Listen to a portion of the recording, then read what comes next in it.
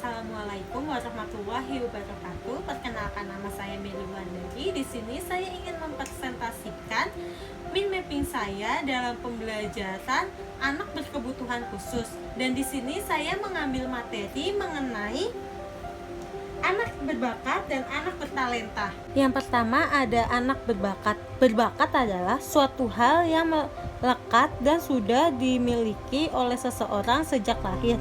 Dapat dikatakan juga sebagai mereka yang memiliki atau mempunyai skor atau IQ yang tinggi dan memiliki prestasi sekolah yang baik. Berbakat juga bisa terjadi karena beberapa faktor, seperti yang pertama itu faktor keluarga, di mana bisa terjadi karena keturunan. Yang kedua itu faktor biologis, di mana bisa terjadi karena makanan yang mereka konsumsi. Dan yang terakhir itu faktor lingkungan, di mana tempat mereka tinggal.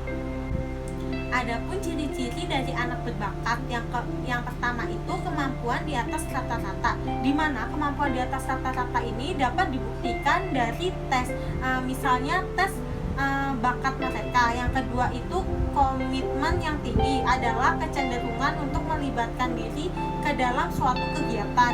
Yang ketiga itu adalah kreativitas yang tinggi, di mana anak diminta melakukan kreativitas. Tanpa diminta pun, jika anak itu sudah memiliki bakat, maka mereka dengan sendirinya melakukan kreativitas itu. Selanjutnya ada pengertian dari anak bertalenta.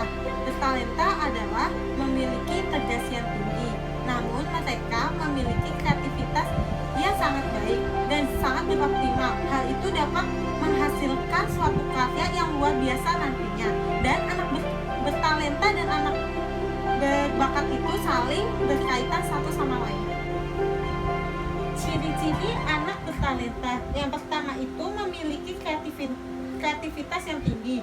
Ini sama halnya dengan anak berbakat. Tadi di anak berbakat juga dijelaskan bahwa mereka memiliki kreativitas yang tinggi. Dan yang kedua itu mampu menunjukkan prestasinya, tetapi tetap membutuhkan bimbingan. Maksudnya walaupun mereka sudah memiliki prestasi, tapi mereka juga perlu bimbingan, entah dari guru ataupun dari tempat les ataupun dari orang tua. Jadi mereka tidak bisa bekerja sendiri. Adapun tujuan pendidikan inklusif, yang pertama itu memberikan kesempatan yang seluas-luasnya kepada semua anak, termasuk anak berkebutuhan khusus. Yang kedua itu membantu mempercepat program wajib belajar pendidikan dasar. Yang ketiga itu membantu meningkatkan pendidikan dasar dan menengah dengan menekankan angka putus sekolah dan angka tinggal kelas. Dan yang terakhir itu ada menciptakan amanat Undang-Undang Dasar 1945, khususnya pasal 31 ayat 1 yang berbunyi setiap warga negara berhak mendapatkan pendidikan, dan Undang-Undang Nomor 20 Tahun 2003 yang sistem pendidikan nasional, khususnya pasal 5 ayat 1 yang berbunyi setiap warga negara mempunyai hak yang sama untuk memperoleh pendidikan. Adapun kepedulian dan peran pendidikan bagi pengembangan kesuksesan anak berkebutuhan khusus. Yang pertama itu ada sistem layanan pendidikan. Yang kedua ada fleksibilitas kurikulum. Yang ketiga itu ada pendekatan pembelajaran. Yang keempat itu ada proses pembelajaran. Dan yang kelima itu ada sistem evaluasi. Belum saya menutup, sekarang saya ingin membacakan kesimpulan dari apa yang telah saya jelaskan. Yang pertama itu ada anak berbakat. Anak berbakat itu yang pertama memiliki kreativitas yang tinggi. Yang kedua itu kombinasi berbakat dari beberapa bidang atau lebih dari mata pembelajaran akademik. Yang ketiga itu ada inteligensi tinggi.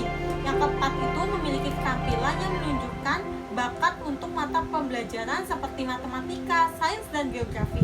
Nah, sedangkan anak bertalenta itu yang pertama memiliki kreativitas yang tinggi sama seperti anak berbakat. Yang kedua itu hanya satu bidang atau lebih dalam pembelajaran praktis. Yang ketiga itu ada inteligensi belum terlalu tinggi. Yang keempat itu ada keterampilan di berbagai bidang seperti tari, musik, seni, desain, dan olahraga.